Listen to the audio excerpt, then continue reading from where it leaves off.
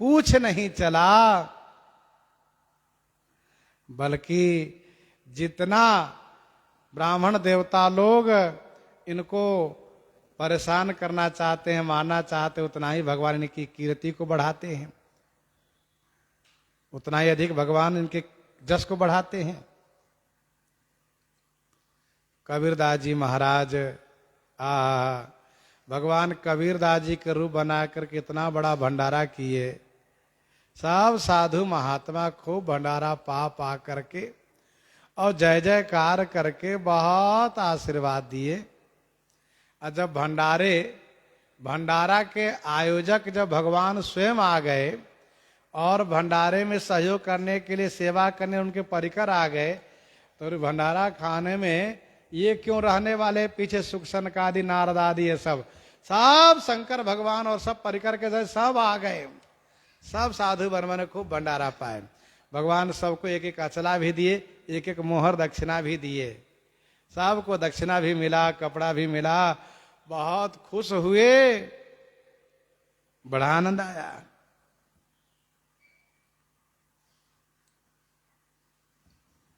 इसके बाद कबीरदास जी के पास इनकी तपस्या को भंग करने के लिए एक अप्सरा आ गई इंद्र द्वारा भेजने पर। आई अप्सरा छरिवे के लिए, बेस किए ही देखी, गाढ़े फिर गई नहीं लागी हैं। आई अप्सरा, वैसे इसका शुद्ध नाम है अप्सरा, लेकिन कवि लोग इनको अपछरा कहते हैं। क्यों कहते हैं? कवि लोग कहते हैं इसलिए हम अपछरा कहते हैं क्योंकि अपने से छलने आती है, इसीलिए इसको अपछरा कहते हैं।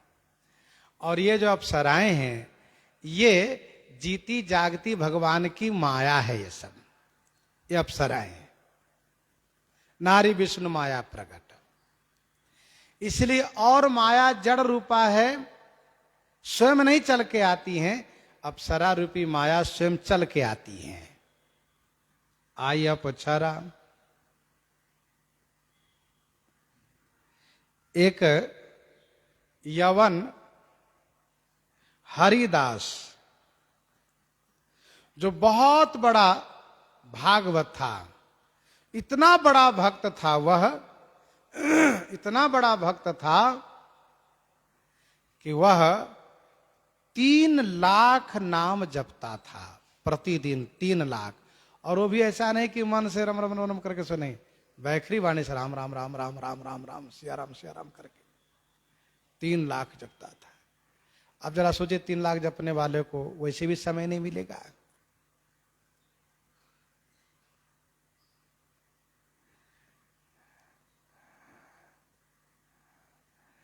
अब कम से कम 16, 17, 18 घंटा तो लगना स्वाभाविक है।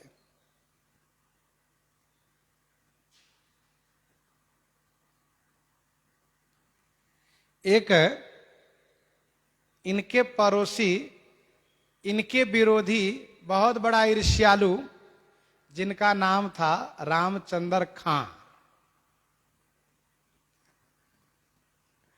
उसने क्या किया, क्योंकि वह जमींदार था, बहुत पैसे वाला था रामचंद्र खां, इसलिए उसने जो उस क्षेत्र के जानी मानी रूपवती जो वेश्या थी उसको पैसा दिया और कहा जाओ हरिदास की तपस्या को भंग करो, उनको प्रभावित करो। तो वो गई, सुबह गई, पहुंच गई वहां पर, तो देखा कि श्री हरिदास जी नाम जप रहे हैं, हरे राम राम राम, हरे राम राम राम हरे हरे, हरे कृष्ण कृष्ण कृष्ण हरे हरे, खूब नाम जप रहे हैं। तो 1 घंटा बैठी तो उसके मन में आया, उस वेश्या के मन में, हम भी थोड़ा जप के देखें कैसा लगता है। तो संग का प्रभाव पड़ता है, वो भी जपने लगी, राम राम राम हरे राम राम हरे हरे, जपने लगी। तो उनको बड़ा अच्छा लगा, ये तो बहुत बढ़िया लगता है। दिन भर बैठी रही, 8-9 बज गया रात्रि में, उठ के चली आई। इनको फुर्सत ही नहीं बात करने के लिए, क्या करेंगे हमसे बात ये। लेकिन वो जो ईर्ष्यालु द्वेषी है, उसके मन को संतोष है, उसने फिर भेजा, फिर दूसरे दिन आई। इस तरह से 4 दिन तक आती रही, 4-5 दिन। उसने देख लिया इनके पास समय ही नहीं है, बस समय बचता है नहाने गए, नहा के आए, अच्छा नहाने जाए तभी फालतू चर्चा नहीं। हरे राम राम राम हरे हरे, हरे कृष्ण कृष्ण कृष्ण हरे हरे। भगवान के नाम का स्वाद उनको ऐसा मिल गया है, ऐसी चस्का लगी है कि वो नाम बिना एक पल नहीं रह सकते।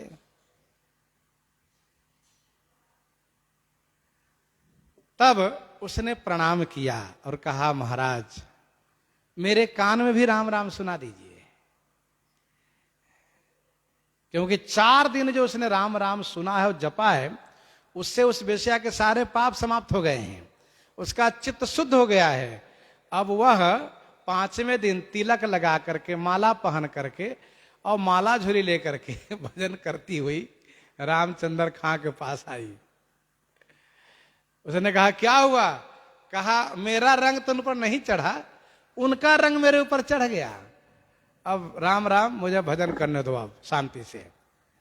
तो कहने का भाव यह है, साधु महात्मा का यह होना चाहिए कि संसार का रंग उन पर ना चढ़े, बल्कि इनका रंग संसार पर चढ़ना चाहिए, ऐसा होना चाहिए। कुछ दिन पहले हम लोग भक्तमाल जी के दृष्टांत से श्रवण कर रहे थे। एक राजकुमार एक साधु के पास जाने लगे, तो साधु ने कहा कि तुम मेरे पास मत आया करो। कहा, क्यों? कहा, हमारा और तुम्हारा दोनों का रंग बड़ा जोरदार है। तुम्हारा रंग यदि मेरे ऊपर चढ़ा तो ये मेरी सभी साधुशाही, मेरा सब भजन समाप्त हो जाएगा। और कहीं मेरा रंग तुम्हारे ऊपर चढ़ गया ना, तो तुम्हारी सारी राजशाही समाप्त हो जाएगी, यहीं बैठ के तुम ही धूल फांकोगे। तो कहने का अभिप्राय यह है कि साधु महात्मा भक्तों को ये ऐसा प्रयास करना चाहिए कि अपना रंग दूसरों पर डाले, संसार वालों पर सज्जन बनावे, और ना बना पाओ तो कम से कम उसका रंग तो अपने ऊपर ना चढ़ाओ, लाल पीला हरा होगा तो मत आओ, ऐसा नहीं होना चाहिए। श्री कबीरदास जी महाराज के पास अप्सरा आ गई छरिवे के लिए, बढ़िया वेश बनाई है, आई है बनाई वेश, आप वही बिचारी देख, बढ़िया वेश बनाकर आई हैं। अप्सरा ने श्री कबीरदास जी के हृदय के दृढ़ भाव को देखा, ये देखी गाढ़े, तो श्री कबीरदास जी ने उनको एक सुनाया पद।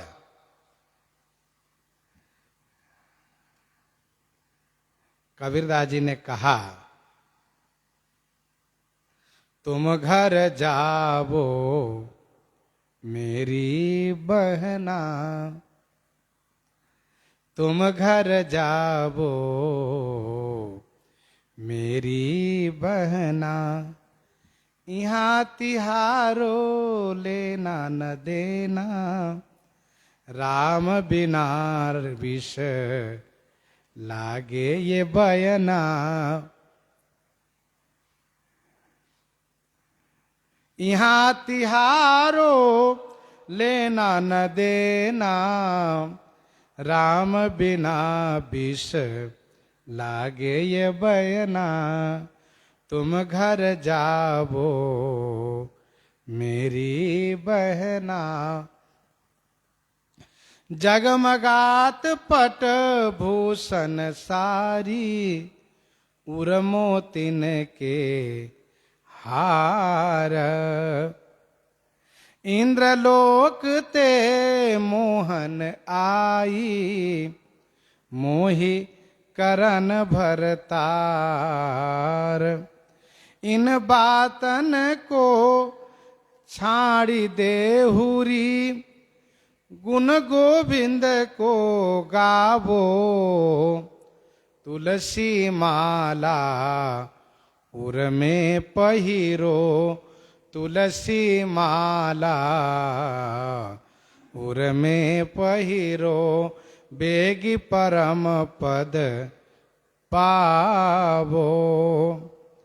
इंद्रलोक में टोट परी है, इंद्रलोक में टोट परी है, हम सम और न कोई, तुम तो हमें डिगावन आई, तुम तो हमें डिगावन आई, जाहु दई की खोई, बहुतई तपसी बांधी बिगोए, बहुतई तपसी बांधी बिगोए, कच्चे सुत के धागे, जो तुम जतन करो बहु तेरा, जो तुम जतन करो बहु तेरा, जल में आगी न लागे, हों तो केवल हरि की शरण, हों तो केवल हरि की शरण, तुम हो झूठी माया, गुरु परताप साधु की संगति, गुरु परताप साधु की संगति, मैं जो परम पद पाया, नाम कबीरा जाति जुलहा, नाम कबीरा जाति जुलहा, घर बन रहो उदासी, जो तुम मान महत करियाई, जो तुम मान महत करियाई, तो एक माया दूजे मासी, तुम घर जाबो मेरी बहना। श्री कबीरदास जी ने कहा तुमको मुक्ति नहीं चाहिए क्या, तुम भी मुक्ति को प्राप्त करो। और सुनो, तुम स्वर्ग से आई हो बड़े गर्व से इंद्र के कहने पर, तो तुम तो झूठी हो, और तुम माया हो। तो माया का दो रूप है, मैं एक रूप में माया को माता मानता हूं और दूसरे रूप में उनको मौसी मानता हूं। तो माता कौन है? कहा लक्ष्मी जी माता हैं और तू मेरी मौसी हो। बहना कहा, मौसी कहा। अच्छा, समुद्र के मंथन काल से, समुद्र के मंथन में श्री लक्ष्मी जी और अप्सरा दोनों का उत्पन्न हुआ है, इसलिए दोनों बहना है आपस में। तो श्री कबीरदास जी कहते लक्ष्मी जी को भगवान ने स्वीकार किया, इसलिए मेरी माता जी हैं और आप मेरी मौसी हो। इस प्रकार से कहा। माया उस अप्सरा की कुछ नहीं चली तो वह लौटकर स्वर्ग चली गई। इसके बाद एक दिन श्री कबीरदास जी के सामने भगवान प्रकट हो गए। चतुर्भुज रूप प्रभु आनि कई प्रगट कियो। कबीरदास जी के रूप में तो कई बार आए, लेकिन आज स्वयं अपने स्वस्वरूप में चतुर्भुज नारायण भगवान प्रकट हो गए। चतुर्भुज रूप प्रभु आनि कई प्रगट कियो, लियो फल नैनानी को बड़ो बड़ भागी हैं। चतुर्भुज रूप प्रकट भगवान किए तो श्री कबीरदास जी ने दर्शन किया। अब पलक नयन से दर्शन किया और नेत्रों का फल प्राप्त किया। निज परम प्रीतम देखी लोचन सुफल करी सुख पाई हो। सुख प्राप्त किया, बड़ा आनंद आया। स्वामी प्रियादास जी कहते हैं श्री कबीरदास जी बहुत बड़े भाग्यवान हैं, भाग्यशाली हैं। शीश धरई हाथ, श्री ठाकुर जी अपना कर कमल श्री कबीरदास जी के सिर पर रख दिए। शीश धरे हाथ तन साथ मेरे धाम आवो। सिर पर हाथ रखा और प्रभु ने कहा सशरीर मेरे धाम चलिए आप। तो कबीरदास जी महाराज रोने लगे, फफक करके रोने लगे। तो ठाकुर जी ने कहा क्या हुआ, क्यों रोने लगे आप? कहा प्रभु मुझे रुलाई आ रही है। मैं आपको साथ चलने के लिए कहा हूं, इसलिए कहा आप साथ चलने के लिए कह रहे इसलिए मुझे रुलाई आ रही है। तो खुशी में कि दुखी में? तो श्री कबीरदास जी ने कहा खुशी में रुलाई नहीं, दुखी में रुलाई आ रही है। और यूं कह के फिर रोने लगे, बहुत रोवे। तो ठाकुर जी ने कहा रोने के कारण तो बताओ, क्या बात है, क्यों रो रहे हैं आप? कहा राम बुलावा भेजिया दिया कबीरा रोए। जो सुख यहाँ सतसंग में सो बैकुंठ न होए। सो बैकुंठ न होए। मैं इसलिए रो रहा हूं कि प्रभु का बुलावा आ गया, स्वयं बुलाने आ गए। जो सुख यहां सत्संग में मिलता है वहां बैकुंठ में कहां मिलने वाला है? अच्छा ये बताए वहां सत्संग होता है? प्रभु ने कहा वहां नहीं होता है, सत्संग तो यही होता है। कहा मुझे इसलिए रुलाई आ रही, बहुत दुख हो रहा है। तो भगवान ने कहा सुनिए, तब मत जाइए साथ, यहीं रहिए, जब तक जी चाहे रहिए। और जब आपका मन हो शरीर शरीर आइएगा, शरीर छोड़ के मत आइएगा। कहाँ ठीक है, मुझे यहीं रहने दीजिए। तो ये है कबीरदास जी के जीवन की कथा। लोग मुक्ति पाने के लिए खुश हो जाते हैं, कबीरदास जी मुक्ति के लिए रोने लगे, मुक्ति मुझे नहीं चाहिए, क्योंकि सगुनो पासक मोक्ष न ले ही, तिन कहा राम भगत निज दे ही।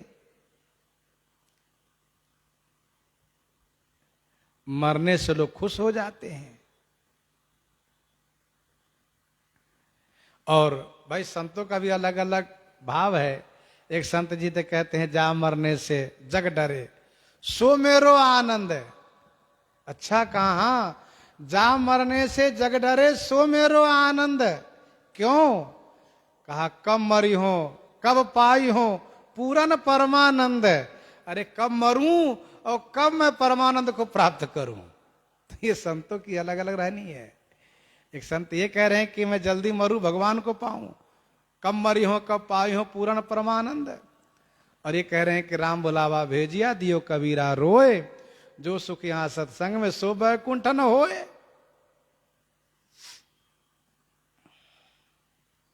गावो गुण रहो जौलो तेरी मति पागी है। ठाकुर जी ने कहा जौलो तेरी मति पागी है। जब तक आपकी बुद्धि डूबी हुई है भक्ति में, जब तक आपकी इच्छा हो आप यहीं रहिए। हाँ,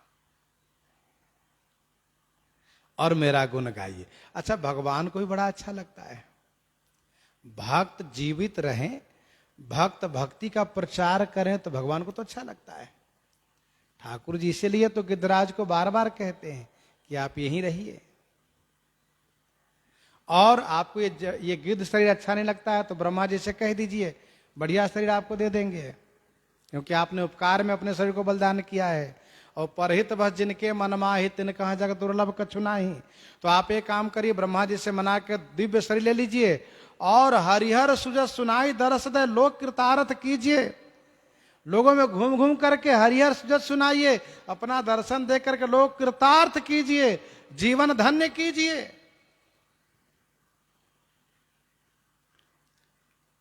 तो ठाकुर जी को तो अच्छा लगता है।